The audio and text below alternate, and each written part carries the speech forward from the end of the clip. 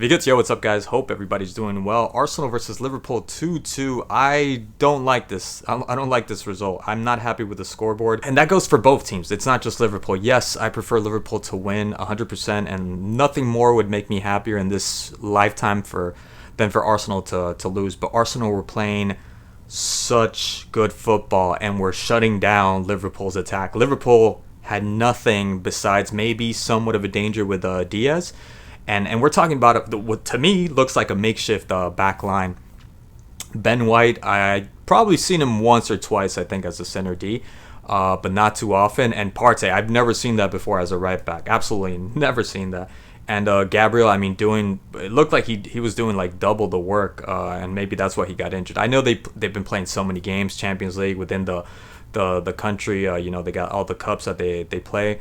And then keyword that came in to replace Gabriel, I thought he did phenomenal. Timber as well. I mean, they flattened out Liverpool's attack with Salah, and that's my thing. Going back to last season, when we're talking about Salah, like it doesn't seem like he's in good form, and his with the coming years, obviously his form's gonna keep dipping, lower and lower. And he started off the season really well, so so far so good. And it's just one game, but it's a very important game.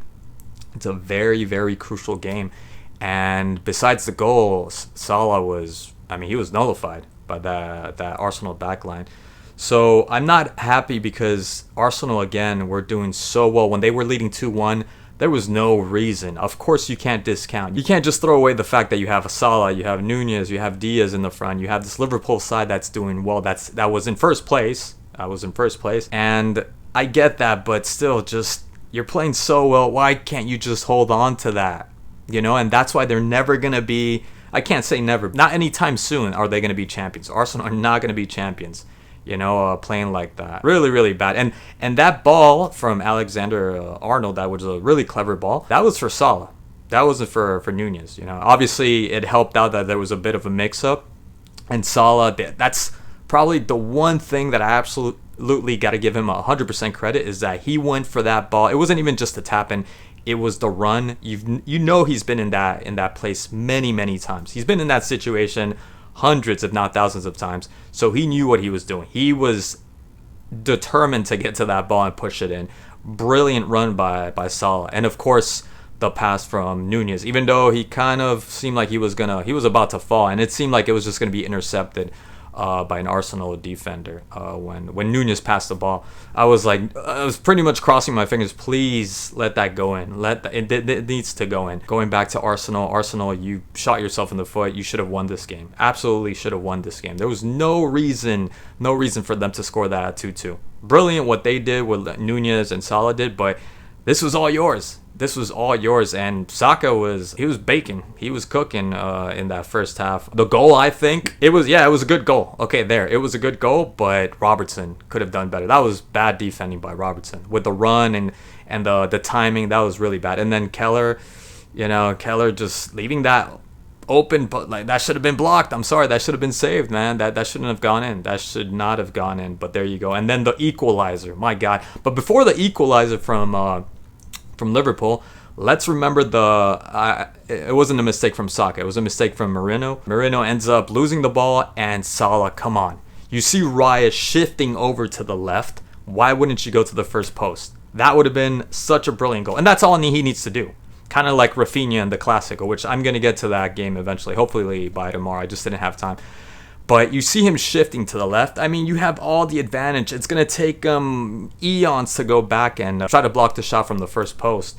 And he ends up going for the second post. Come on, bro. The experience all these years. I don't want to take nothing away from Salah, but that's where you shine. That's where you show how legendary you are. That should have been like you playing with the lads, with the boys. You're out there playing with your boys, and you know exactly what everybody else would do. You would cross it over. That would have been a goal. And then obviously Liverpool get their goal with the really nice head back from Diaz, which Diaz is crafty. Come on, he's slick like that, He's not only crafty with his feet, he's just all around a very sneaky and smart, savvy player. And then Van Dijk obviously just, heads it in, and it's an equalizer for Liverpool.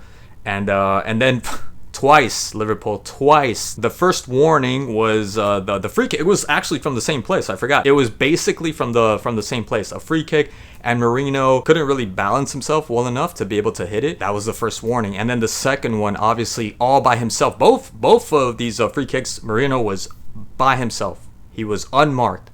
And the second one, obviously, the header. And congrats to him, obviously, because his first game for Arsenal wasn't the best. But still, like, nobody's marking him, all by himself, all alone. So I'm not happy with Liverpool.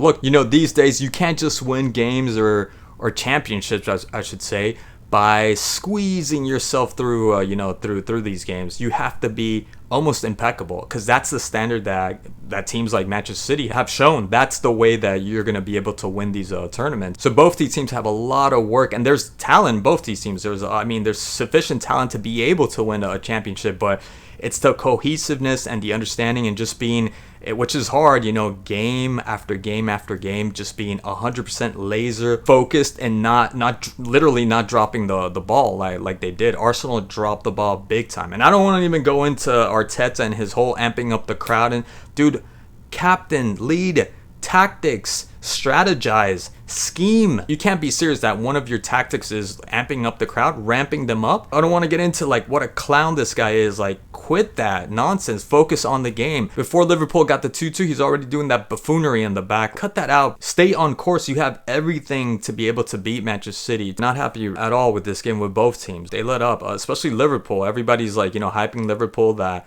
the way they've been playing, the way they started the season. And I think most of that is because a new coach comes in and nobody expected them to play this well, right? But you can't just go off of that. I mean, that's nice and that serves for a good momentum, but the season's still long. There are many, many games to be played, and you have to take advantage of the ostensibly fractured City. I don't see them being weak. I don't see them fractured. They're in first place right now, and they're in first place for a reason, and they're probably going to stay that way until the end of the season. Anyways, guys, thank you so much for watching as always, and I'll catch you guys in the next one.